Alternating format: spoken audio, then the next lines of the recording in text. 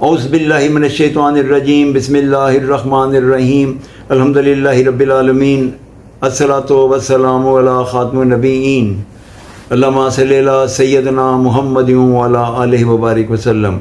अस्सलामु अलैकुम व रहमतुल्लाहि व बरकातहू। मेरे भाइयों, मेरी बहनों, मेरे अजीज़ों, मेरी बेटियों, मेरे बेटों, मैं राह फलाह के चैनल से तसीन आपसे मुखातब हूँ। मेरी आज की गुफ्तगू का अनवान है सूरह फातिहा। सूरह फातिहा के 1 महीने हैं शुरू करने वाली। कुरान मजीद का आगाज़ भी सूरह फातिहा से है, पहली सूरत सूरह फातिहा है, और हम नमाज की हर आयत भी सूरह फातिहा से शुरू करते हैं। सूरह फातिहा दरअसल एक दुआ है जो अल्लाह ने हर इंसान को सिखाई है जो कुरान मजीद का मुतालिया करना चाहता है तो पहले खुदावंद से दुआ करे। सूरह फातिहा दुआ है बंदे की जानिब से और कुरान उसका जवाब है अल्लाह की जानिब से। बंदा दुआ करता है, ए परवरदिगार मेरी रहनुमाई फरमा। जवाब में अल्लाह ताला कुरान मजीद उसके सामने रख देते हैं और फरमाते हैं ये है तुम्हारी वो रहनुमाई जिसकी तुमने मुझसे दुआ की। उस्मानी कुतुब में तौरात सबसे तवील और सबसे वज़नी किताब है। नबी पाक सल्लल्लाहु अलैहि वसल्लम का फरमान है वो इतनी वज़नी है कि उससे कोई एक इंसान नहीं उठा सकता। नबी पाक सल्लल्लाहु अलैहि वसल्लम फरमाते हैं कि अल्लाह रब्बुल इज़्ज़त ने मुझे तौरात के बदले में सूरह फातिहा अता की। हज़रत अली करम अल्लाह वजहू का फरमान है कि अगर मैं तफसीर लिखता सूरह फातिहा की तो 70 ऊँट भी उसको ना उठा सकते। अगर मैं ये कहूँ कि सूरह फातिहा कुरान मजीद की चाबी है तो मैं हक बजानब हूँगा, क्योंकि उसमें तौहीद भी है, रिसालत भी है, आखिरत भी है। इसी तरह ही कुरान मजीद में भी तौहीद है, रिसालत है, आखिरत है। सही मुस्लिम में अब्दुल्ला बिन अब्बास रवायत करते हैं, यह हदीस है कि नबी पाक सल्लल्लाहु अलैहि वसल्लम एक जगह पे तशरीफ़ फरमा थे, पास हज़रत जिब्राइल अमीन भी बैठे हुए थे। एक ज़ोरदार धमाका हुआ।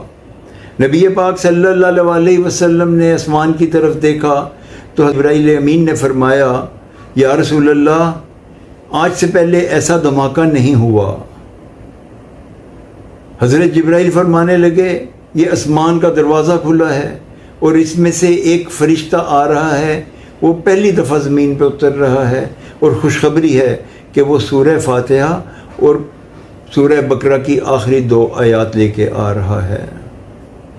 अल्लाह रब्बुल इज़्ज़त भी कुरान मजीद में इरशाद फरमाते हैं कि मैंने आपको 7 आयत बार बार पढ़ने वाली और कुरान मजीद अता किया। इसका मतलब है कि 7 बार बार पढ़ने वाली आयत सूरह फातिहा हैं। सूरह फातिहा में 7 आयत हैं और हम हर नमाज में हर वक्त सूरह फातिहा को पढ़ते हैं। सूरह फातिहा सूरह शफा भी है। अगर हम इसको 7 मरतबा अपने खाने में शुरू कर में पढ़ें तो अल्लाह रब्बुल इज़्ज़त हमें हमारे हर नवाले में शफा पैदा फरमा देंगे और हम बेशुमार बीमारियों से दूर रहेंगे। अल्लाह के एक सहाबी नबी पाक सल्लल्लाहु अलैहि वसल्लम के पास तशरीफ़ लाए। ये हदीस है सही बुखारी की।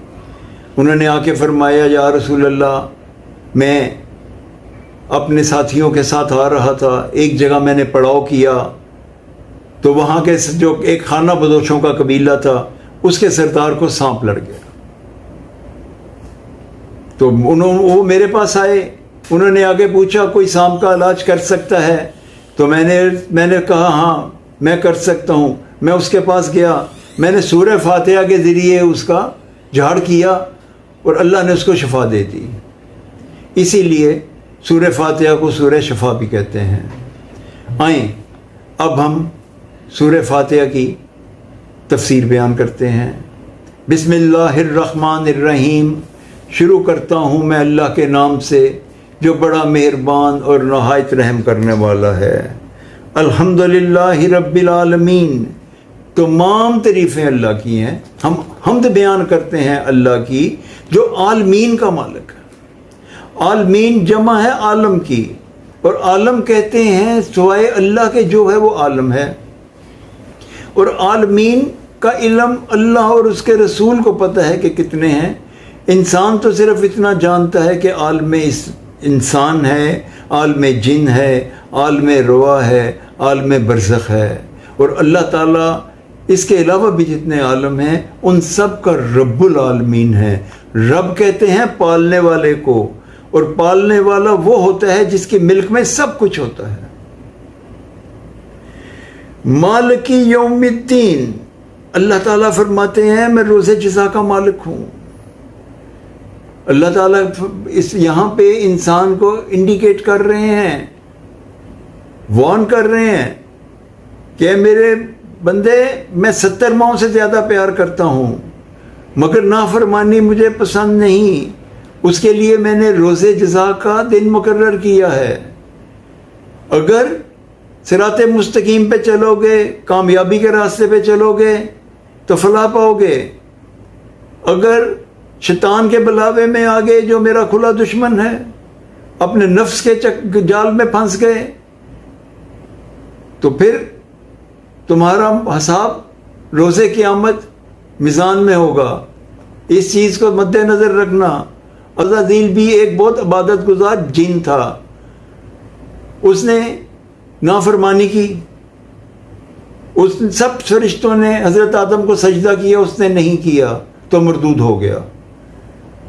باقی رب العالمین ہیں، خالق ہیں، مالک ہیں، بخشن ہار ہیں، باقی فیصلے ان کی ثوابدید پہ ہیں۔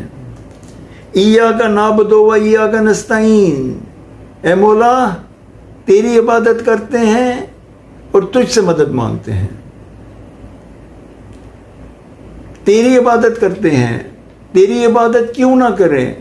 تو اپنی ذات میں یکتا ہے، تو مال کے کل ہے، تو اول ہے، تو آخر ہے، تو ظاہر ہے، تو باطن ہے، تو حیو ہے، تو قیوم ہے، تو مالک الملوک ہے، تو کل شیء قدیر ہے۔ اے مولا تیرے علاوہ کوئی عبادت کے لائق نہیں۔ جب کچھ نہ تھا تو تھا، جب کچھ نہ ہوگا تو ہوگا، تمام عبادتیں تیرے لیے ہیں، تو ہم تیری عبادت کرنے میں حق بجانب ہیں، اور ہم تیرے سے ہی مانگتے ہیں۔ تیرے سے نہ مانگیں تو کس سے مانگیں؟ تو ہی ہمارا خالق ہے، تو ہی ہمارا رازق ہے، تو ہی ہمیں رزق دیتا ہے۔ اہدنا الصراط المستقیم، اے مولا چلا مجھے سیدھے راستے پہ۔ صراط الذین انعمت علیہم غیر المغضوب علیہم ولا الضالین، آمین۔ اے مولا چلا مجھے سیدھے راستے پہ۔ سیدھا راستہ ہے فلاح کا راستہ۔ میرے بھائیوں، میرے عزیزوں، میری بہنوں، یہ جو سیدھا راستہ ہے یہ معرفت کا راستہ ہے۔ اس کا ایک کونا تو ہے، دوسرا کوئی اینڈ نہیں ہے، یہ اینڈ لیس ہے۔ جب آدمی اس پہ چلتا ہے اس کے حجاب کھلتے ہیں، اس کو آگے تجلیات نظر آتی ہیں، مگر ہمارے جیسے عام لوگوں کے لیے اللہ رب العزت نے اس کا حل بتا دیا۔ اس کا کہا کہ ایاک نعبد و ایاک نستعین اہدنا الصراط المستقیم صراط الذین انعمت علیہم، چلو ان لوگوں کے راستے پہ جو میرے انعام یافتہ لوگ ہیں۔ اور قرآن مجید میں دوسری جگہ اللہ رب العزت نے انعام یافتہ لوگوں کا بھی بتا دیا کہ وہ انبیاء اکرام ہیں، وہ صدیقین ہیں، وہ شہداء اکرام ہیں اور صالحین ہیں۔ ہمیں چاہیے کہ ہم اطیعوا اللہ اطیعوا الرسول پہ عمل کریں، ہم اللہ تعالیٰ کے ان صالحین کے نقش قدم پہ چلیں جو ہمارے لیے فلاح ہے۔ آئیں ہم وعدہ کرتے ہیں کہ ہم ان لوگوں کے راستے پہ نہیں چلیں گے جن سے اللہ ناخوش ہوا۔ اللہ تعالیٰ سے ہم دعا کر رہے ہیں کہ چلا ان لوگوں کے راستے پہ جن سے تو راضی، ان لوگوں کے راستے پہ نہ مولا چلانا جن سے تو ناراض ہوا۔ ہم اللہ سے دعا مانگتے ہیں، اے اللہ ہمیں اپنے نفس کو قابو کرنے کی توفیق عطا فرمانا، ہمارے دل میں اور دماغ میں اپنی اور اپنے رسول کی محبت پیدا کرنا، ہمیں ہمیشہ درود و سلام پڑھنے والا بنانا، اور میرے مولا ہمیں اپنے راستے پہ چلانا۔ اسی بات سے ہم گفتگو کا اختتام کرتے ہیں۔ السلام علیکم ورحمۃ اللہ وبرکاتہ۔